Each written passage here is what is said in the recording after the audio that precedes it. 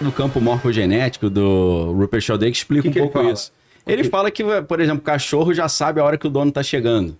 Ele já vai pra porta, mesmo com horários diferentes. Você podia falar, ele... então, parece que existe uma conexão. Existe uma conexão. Acontece... Já houve pesquisas disso, acho que a CIA fez esse tipo de pesquisa. Você pensa numa pessoa, aí ela te liga. Pensa numa pessoa, ela te liga. Isso acontece muito, assim. O que você acha, João? Posso chamar de Jean? Desculpa. Claro, tá. claro. Ou Rogério, o que prefere aí? Rapaz, tanto faz. Rogério, senhor não pode, né? Vamos ficar bem à vontade. Beleza. Tranquilo. Sem frescura. Os campos mórficos de Sheldrake remontam a uma reflexão quase que no mesmo tempo em que Jung falava das sincronicidades. Né? Na realidade, segundo essa perspectiva, a vida toda se movimenta em torno das sincronicidades, só que a gente não percebe. Quando a gente percebe, a gente chama de coincidência. O déjà vu, por exemplo. Exatamente, mas a sincronicidade move tudo. Ainda que Jung tenha ressaltado o aspecto de que sincronicidade em termos mais profundos seria aquela coincidência que traz um significado especial. Entendi. Que aí a gente percebe facilmente. Não tendo significado, a sincronicidade acontece, mas a gente não percebe. Passa despercebido. Tá. O significado dá um peso que a gente grava na atenção, né? Isso. Pode estar acontecendo várias sincronicidades. Então, como eu tinha falado que ia começar, você falou, como é que a gente começa a conversa? Eu acho que é uma espécie de sincronicidade, eu ter descoberto depois de tantos anos, que eu e o Jean fomos recrutados na mesma cidade de Niterói, né? É mesmo? Né? A experiência lá dos peixes, né? Para vender peixe. Cara, eu era de menor ainda, bicho. Nem 18 anos eu tinha. Foi irresponsabilidade da vida para comigo. Porque eu fui... Eu conto isso? Por mim, conta. Acho que a galera não sei se não conhece, né? Bem, isso não tem muita importância, mas assim, eu decidi tentar investir como... Uma pet shop, só que dos dias atuais. Mas eu morava e moro em Natal. E todo mês de janeiro, a irmã do meu pai morava em Niterói, então eu passava as férias de janeiro lá. E eu sabia que em frente ao apartamento dela, o edifício, tinha uma loja de peixes ornamentais, e então eu fui lá falar com o cara para comprar peixes. E o cara pertencia a um circuito aí de informações que a gente pensa que não existe no mundo, né? E quando eu cheguei lá, o cara disse, você é o sobrinho da Salete? Eu digo, você quer que eu seja seu fornecedor de peixes ornamentais? Eu digo, senta aí que eu lhe atendo já, coisa e tal. E nessa época eu fumava, eu me lembro bem. Acendi um cigarro, 2, e o cara lá atendendo as pessoas, parou de atender as pessoas, começou a ligar um telefone preto bem antigo, estamos falando aqui 1977, olha só. Né? Em resumo, ela não tinha nascido ainda não. Não tinha. Eu disse, cara, tá tendo alguma coisa estranha. Aí eu disse, olha, eu volto outra hora. Ele disse, não, desculpe, como é seu nome? Eu disse, Rogério. Ele disse, de quê? Eu disse, de Almeida Freitas. Ele disse, você nasceu em 1959? Aí eu olhei assim para ele, o que foi? Mês de abril?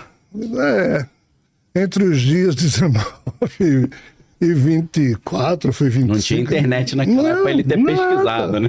É porque, a que horas você nasceu? Eu disse, cara, desculpa, não tenho a menor ideia. Aí você tá querendo muito. Não, liga aí pros seus pais. Eu disse, cara, meus pais moram em Natal, meu pai já morreu.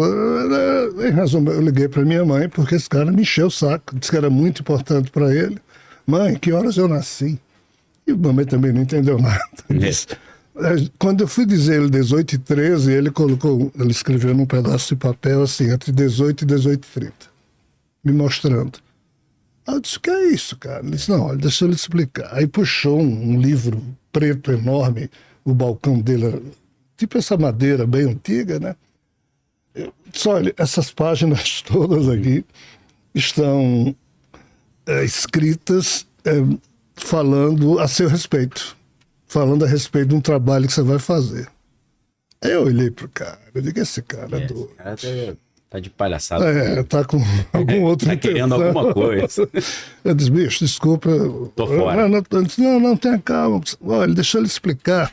É porque, assim, tá tudo aqui. Esse livro eram transcrições das reuniões, das revelações? Aí ele explicou, aí ele disse, tá. olha, eu participo de um grupo lá no Rio de Janeiro, isso era em Niterói que eu estava. E são pessoas, entre aspas, famosas da sociedade, não querem aparecer, esse grupo é fechado. E há 5 anos atrás, um tal de Sr. Krishna, ele disse desse jeito, incorporou no médium, que você vai conhecer daqui a pouco, porque eu estava ligando para todos eles, para eles virem para cá, por isso que eu demorei a me atender. A equipe lá, né? E eu fiquei assim, ele disse, olha, o tal do Sr. Krishna foi que nos disse isso aqui tudo a respeito de alguém que estaria envolvido com a terceira onda. E eu dizia, eu não vim pegar surf, cara, eu só vim comprar peixe. Trouxe prancha, como é que eu vou pegar essa onda? Em resumo, eu disse, não, mas o problema é o seguinte, é porque ontem à noite, a gente tem uma reunião semanal, e ontem à noite, na reunião, fazia uns 5 anos que esse ser não aparecia, ele apareceu, incorporou no médio e disse, olha, vocês vão se encontrar com o personagem que eu descrevi aqui para vocês amanhã, ou seja, no dia. Aí ele disse, se você chega aqui, então assim, eu estou só lhe contando essa história para você entender. Eu disse, entender o quê? Ele disse que você é essa pessoa aqui, que você vai ter que fazer isso aqui. Eu vou ter que fazer o quê? Ele disse, olha, onda de esclarecimento, blá, blá, blá. Em resumo, essa história. Entendi. Eu saí mais assustado do que... Sei lá, foi muito estranho. Essa história consta em algum dos seus livros? Não, nunca contei isso. Eu contei isso já em um outro podcast que alguém pergunta como é que diabos eu me envolvi com isso. Esse foi o primeiro susto que eu tomei aos 17 anos. Entendi. Foi assim. Mas dali você chegou a se envolver com algum tipo de religião, grupo? Esse grupo o senhor chegou a frequentar? Nunca me encontrei de novo com esse vendedor de peixes. O nome dele eu não me recordo qual é, mas assim... Daí chegaram as pessoas, chegou lá um militar, chegou um... o pessoal foi aparecendo na loja. As pessoas foram lá, aí era assim, cumprimentei um por um, mas eu queria cair fora daquilo ali, porque eu achava aquilo meio... Pessoal com negócio de reverência.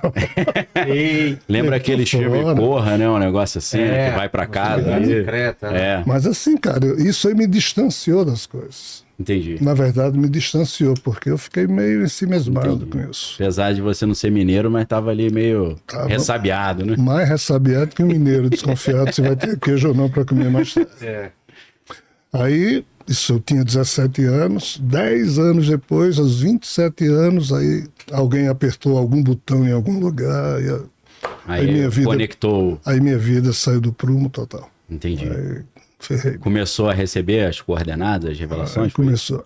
Mas era por visões, revelações, via as entidades? Cara, eu tinha um amigo que me enchia o saco para ir para a reunião espírita. E eu morria de medo.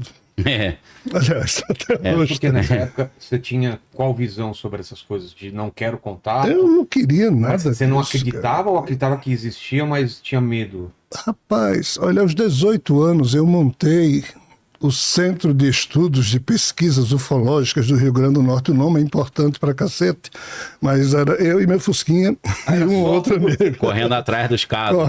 Eu gostava de estudar casuística e não de me envolver mentalmente. Mas entrevistar as pessoas? Mas fazia uma pesquisa de campo ali também. Fazia, eu gastava meu dinheiro todo, eu era professor na época. Professor em que área? De inglês. Inglês? Legal. Cursos de pré-vestibular e na Sociedade Cultural Brasil e Estados Unidos. Entendi. Que na época existia lá, Esquebeu o nome.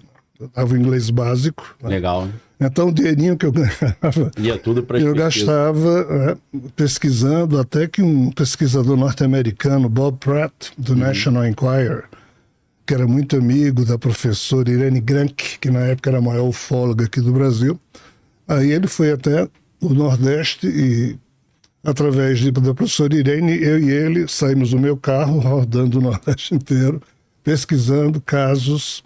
Depois ele publicou um livro chamado UFO Danger Zone, lá nos Estados Unidos. Ele cita os trabalhos da gente, cita meu nome lá, blá, blá, blá. Ou seja, na época, eu era alguém extremamente curioso, como ainda sou, tentando entender as coisas.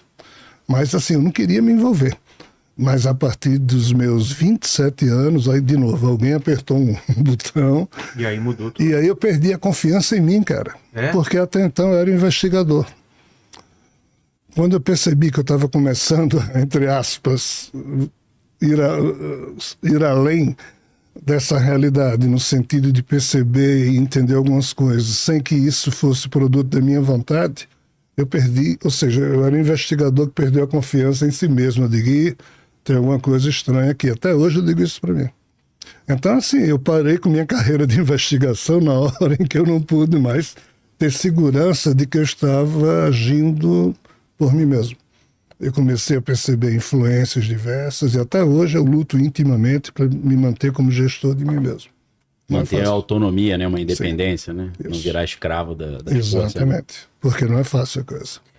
Então, quando você tem quando essa membrana, né, do físico e o espiritual, ela fica mais fina, ou quando você tem contato com isso, eu lembro também das primeiras sensações, assim, é uma coisa que você não entende, tem medo, e a primeira reação é meio se afastar, né? A não ser que, sei lá, tem criança que não tem medo. Eu, pelo menos, tinha medo, né? Tipo, se eu abrir o olho, eu vou ver tal coisa. Eu tenho até hoje, cara, 66 anos. É mesmo? Ainda tenho susto de mesmo, eu achei que perdia, porque eu era coisa de criança Que mesmo. nada, bicho. E você, Daniel? Então, eu quando era criança tinha visões, né? Via vulto, via as coisas. Eu tinha uns pesadelos estranhos. Não, era um negócio que eu guardava pra mim. Às vezes eu falava com minha mãe, posso dormir na sua cama que eu tive um pesadelo. Mas assim, depois eu fui perdendo um pouco o medo. Meu irmão continuou muito medroso, né? Até mandar um abraço pra ele, Patrick. Meu irmão, eu dormia no mesmo quarto que ele, eu era obrigado a dormir com a luz acesa. Ele tinha um medo tão grande que tinha que dormir com a luz acesa. Eu falo, cara, como é que eu vou dormir com a luz acesa? Aí naquela época não era comum essas viseiras, né, pra dormir. Aí eu dormia com o travesseiro em cima do olho pra conseguir dormir. É uma coisa louca. Nossa. Mas desde criança. Depois eu fui entendendo um pouquinho, né? Usando os macetes pra... E como é que você foi Fui recrutado? capturado? Então, eu sempre tive assim essa ideia que Deus existia, né? Porque mais pelo mal, né? Porque eu olhava assim, pô, o mal existe. Então, bem, acho que deve existir, porque o mal eu tô vendo explícito, né? Apesar de que a gente vê o bem também, mas a gente não valoriza, né? Pessoa que se sacrifica pelo próximo, né? Entrega a vida para ajudar os outros. E aí, eu lembro quando eu tinha uns 10 anos de idade, eu tive um sonho muito estranho, que eu tava no meu quarto. Era um sonho, mas na casa onde a gente morava. Aí eu ouvi um barulho muito estranho no quarto dos meus pais. Aí eu levantei e fui lá ver. Quando eu vi, o lençol tava se mexendo como se tivesse um espírito ali embaixo, né? E um barulho de monstro, né? E aí eu achei aquilo muito estranho no sonho. Aí tinha uma mulher como se fosse orando assim, sai daqui e tal. Aí eu acordei. 10 anos depois, eu tava começando a ir à igreja e tal. E o pastor nessa época era uma figura muito curiosa. Que ele era um médico, um pediatra muito famoso na cidade, doutorado nos Estados Unidos, mas era também um líder lá da igreja. Eu falei, cara, então tem gente que não é analfabeta que vai à igreja, né? Porque ele pode ser tudo, menos ignorante. E esse cara era muito, apesar da base científica, ele era muito espiritual. Era um cara que orava assim a manhã inteira. Eu via uma pessoa e falava, sua mãe, quando você era pequeno, né, ela te agrediu, por isso você tem essa marca aqui. Então ele falava a vida da pessoa inteira olhando assim, sem nunca ter visto. E quando eu olhei aquilo, eu falei, caramba, mas esse cara é professor da Universidade Federal Fluminense, onde eu fiz meu doutorado em Linguística. O cara é um médico dos mais famosos da cidade. É um homem da ciência. E fica falando a vida íntima das pessoas. De onde que vem isso? Como é que explica isso? E aquilo me gerou uma curiosidade. Eu falei, como é que esse cara pode conciliar essa visão médica científica com essa vida louca que ele tem, né? E aquilo ali me gerou uma curiosidade muito grande, que eu sempre gostei muito de ciência, mas sempre tive essa curiosidade do espiritual. E ali eu fui fisgado. Isso ali em Itaipu, em Niterói, né? Uhum. Inclusive, onde é que era a praia que você frequentava? Icaraí. Icaraí mesmo? Então, eu morava mais na região oceânica lá, né? Nas praias ali, mais pra cima. Então foi ali que eu comecei, aquelas coisas que eu via, experimentava, eu comecei a tentar meio que entender. Aí fui recebendo esse chamado, assim, né? Sua missão é trazer a luz, falar de Deus para as pessoas, né? Libertar os cativos e tal. Falei, então é isso, né? Por isso que eu vi esse negócio, porque já tinha uma galera do outro time que tava tentando me atormentar para me atrapalhar, né? Me tirar do foco, né? Então foi assim que eu fui recrutado, né? Que eu chamo lá em Niterói, né? Desde criança eu sinto a minha bisavó era uma das líderes da Rosa Cruz lá no Rio, né? Chamava Odete ela. Meu avô era maçom. E quando eu nasci, pegou fogo no hospital. E aí a minha bisavó falou, isso é o sinal do batismo com o Espírito Santo. Então acho que já tinha alguma coisa estranha acontecendo ali. Meu pai tá até aí, né? Ele não viu o parto, que ele teve que apagar o incêndio do hospital, né? E aí minha bisavó meio que soltou uma profecia, né? E ela não era cristã, ela era Rosa Cruz, bem esotérica. E ela falou, isso aí é o batismo com o Espírito Santo. Aí minha mãe depois me contou isso, né? Eu falei, caramba, será que tem a ver, né? Eu não sei. Foi mais ou menos assim que eu fui sendo recrutado, né? Outra coisa também que foi assim um insight também, que caíram muitas fichas, né? Foi quando me pediram para dar um curso sobre o Templo de Salomão. Aí eu mergulhei num estudo sobre isso. E aí eu falei, caramba, hein? Isso aqui dá pano pra manga, hein? Aí você vai estudar as sociedades secretas, né? O ocultismo e tal. Eu falei, agora eu tô entendendo essa simbologia egípcia que a gente vê em tudo quanto é lugar, né? Aí fui estudar as chaves de Salomão, Goécia, essas coisas. Então aí eu comecei a entender os dois lados da moeda, ou os vários lados da moeda, né? Que são vários times jogando no mesmo campeonato, né? Cada um com seu interesse. Você sabe o que é Goécia? Sabe o que é Goécia aí que ele falou? Goetia. Goécia ou Goetia, tanto faz. O que é? Vou deixar ele explicar aí. Um estudo de demônios? Tem a teurgia que se chama magia charmosa e tem o outro lado que é mais obscuro. Mais obscura. Mas seria o quê? Estudo de... Não, a Goetia é um capítulo de estudo dessas... chamada magia negra, entre aspas. A magia complicada, a magia mais... Ela tem um começo? Envolve uns comprometimentos. Exatamente. Nesse sentido. Por isso que eu falo que a maioria das coisas que eu gostaria de conversar com ele não dá pra falar aqui, porque é negócio heavy metal, né? Então, mas